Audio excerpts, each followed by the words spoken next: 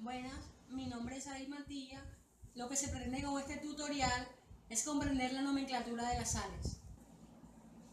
Lo primero que debemos saber para nombrar sales es aprender a identificarlas. ¿Cómo identificamos una sal? Bueno, porque tiene la presencia de un metal y de un no metal. Existen diferentes tipos de sales. Las sales binarias, que están compuestas por un metal más un no metal. Tenemos las oxisales, que están compuestas por un metal, un no metal más el oxígeno. De estas se desprenden otros tipos de sales, como las sales ácidas, que están compuestas por un metal, el hidrógeno más un no metal. También un metal, el hidrógeno, un no metal más el oxígeno. Tenemos las hidroxisales, que están compuestas por un metal, la combinación OH más un no metal. También compuestas por un metal, la combinación OH, un no metal más el oxígeno. Otro tipo de sal son las sales dobles, que se identifican porque contienen dos metales.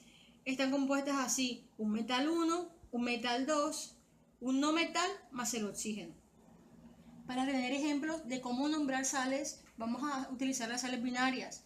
Recordemos que las sales binarias se conforman utilizando un metal más un no metal. Para poder nombrar las sales, recordemos que tenemos tres formas de nomenclaturas: una forma tradicional, una forma sistemática y una forma stock.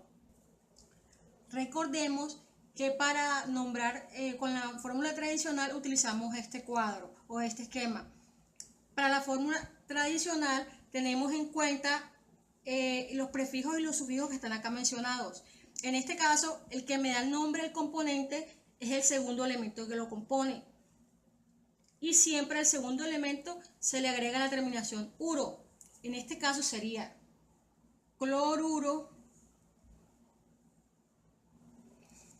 ¿Para qué utilizo la tabla? Para nombrar el elemento que lo acompaña. En este caso, como es el sodio, recordemos que el sodio tiene un solo número de oxidación y es el número 1. Utilizamos en esta tabla el sufijo ico. Entonces sería cloruro sódico.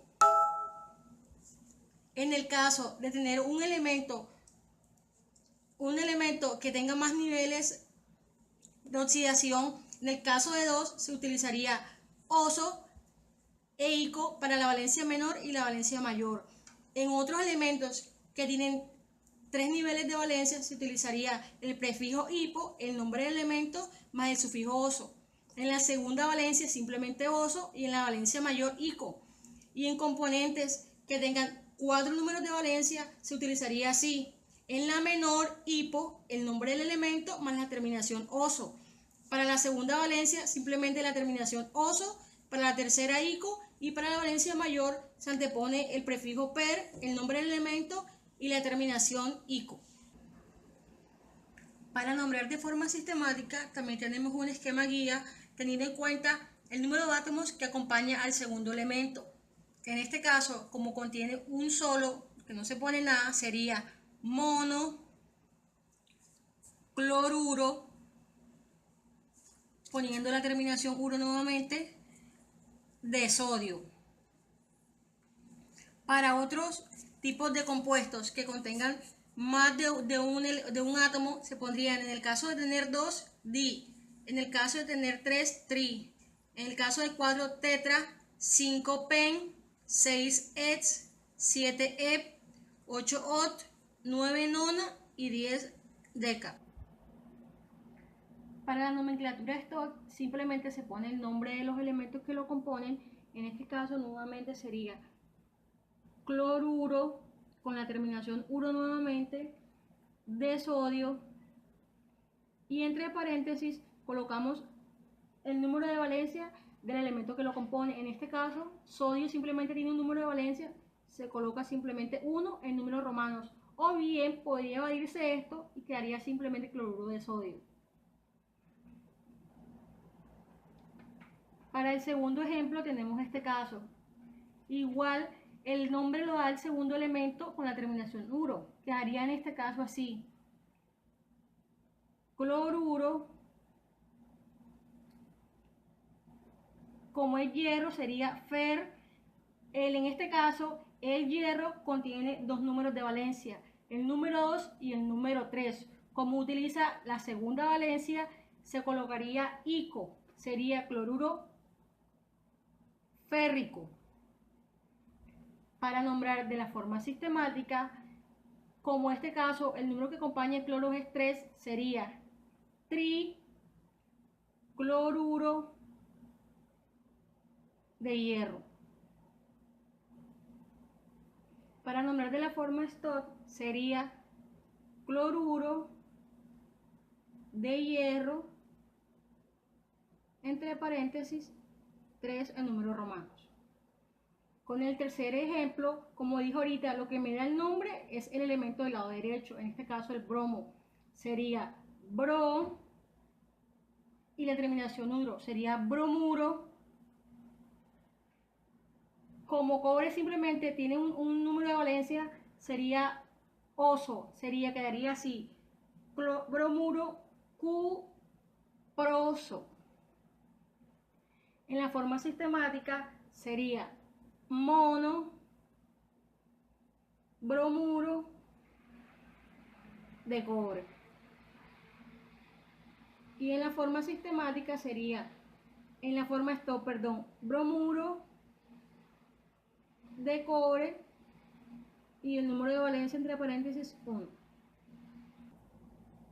Bueno, para tener otro ejemplo acerca de la nomenclatura de sales tenemos las oxisales. Recordemos que las oxisales están compuestas por un metal, un no metal y el oxígeno.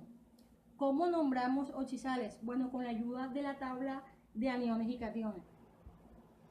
Bueno, esta es la tabla de aniones y cationes.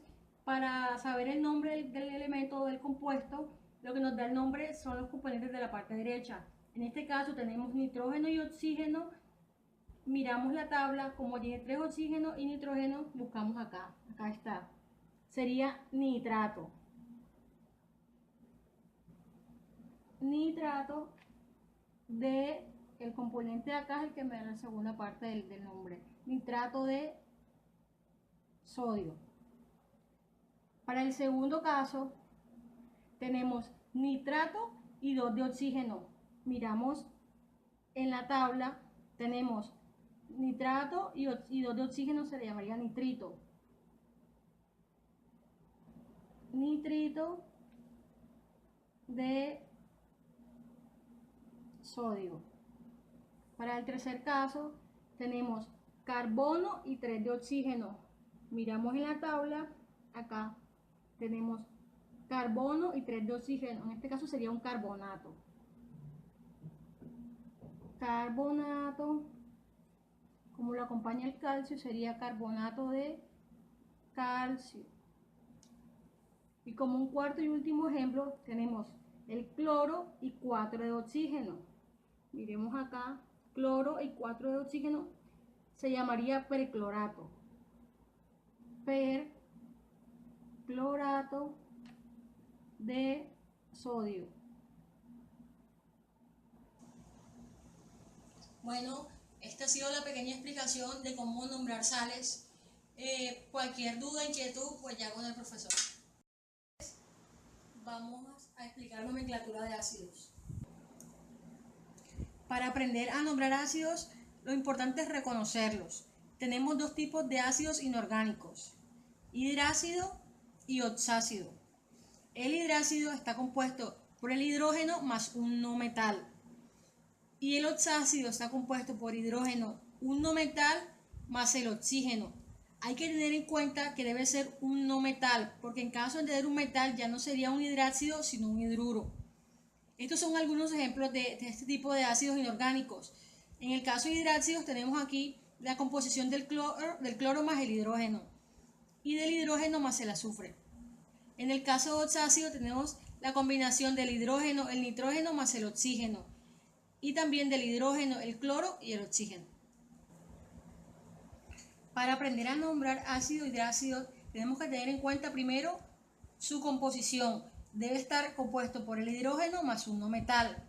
Hay 2 formas de nombrar los hidrácidos. La primera es poniendo el ácido, la raíz y la palabra hídrico. Y la segunda forma es poniendo la raíz, la terminación uro más de hidrógeno. Aquí tenemos algunos ejemplos de ácidos hidrácidos. En este ejemplo, para nombrarlo de la primera forma, recordemos que hay que poner inicialmente la palabra ácido. La raíz, que en este caso sería flúor, más hídrico. Ácido fluorhídrico. Para nombrarlo de la segunda forma, tener en cuenta primero la raíz, que sería flúor, la terminación uro, de hidrógeno.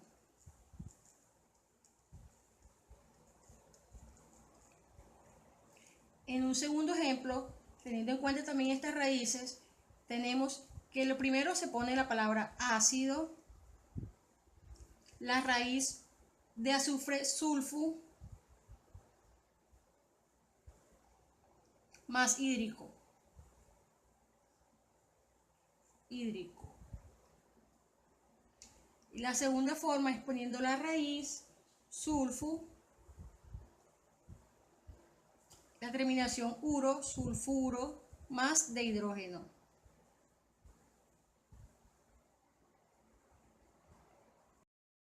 Para nombrar ácidos oxácidos hay que recordar que está compuesto del hidrógeno, un no metal, más el oxígeno. Aquí tenemos unos ejemplos de cómo nombrarlos. En este caso, por ejemplo, lo importante es saber el número de oxidación del elemento central. ¿Cómo encuentro ese número de oxidación? Haciendo una operación algebraica. El oxígeno siempre va a ser -2 y el hidrógeno siempre va a ser +1. ¿Cómo encuentro el número central? Multiplico en este caso -2 por 4, que es igual a -8, más 1 por 2 da +2. ¿Cómo hago para que eso me dé 0? Tendría que sumar la operación con +6. En este caso, el número de valencia de oxidación sería aquí +6. Para nombrar estos ácidos, siempre se inicia con la palabra ácido, y la segunda parte lo hacemos utilizando la nomenclatura tradicional. En el caso de este compuesto, el azufre, recordemos, si miramos la tabla periódica, que tiene 3 números de oxidación. En este caso son el 2, el 4 y el 6. Utilizando la tabla, recordemos que como tiene 3 números de oxidación y el 6 corresponde a la valencia mayor, se utilizaría ico en el final de la palabra. En este caso sería ácido sulfúrico.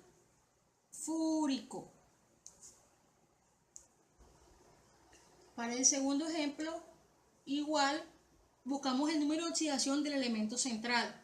Recordemos que el oxígeno siempre va a ser -2 y el hidrógeno siempre va a ser +1. Entonces, -2 por 4, -8. +1 por +1 igual +1. ¿Qué número me falta para que me dé 0? En este caso teníamos que hacer una sumatoria con el +7. Es decir, el número de oxidación de cloro en este caso sería el 7. Si nos vamos a la tabla periódica, nos daremos cuenta que el cloro tiene 4 niveles de valencia o 4 números de oxidación, que son el 1, el 3, el 5 y el 7. Mirando la tabla, vemos que tiene 4 números de valencia de oxidación: 1, 3, 5 y 7. Como utiliza la mayor de las valencias, la palabra que acompañaría empezaría en per, la raíz, que es el cloro, clor, y termina en ico, perclórico, e inicia con ácido. Entonces, el componente se llamaría ácido perclórico. Bueno, esta sería toda nuestra explicación para nomenclatura de ácidos.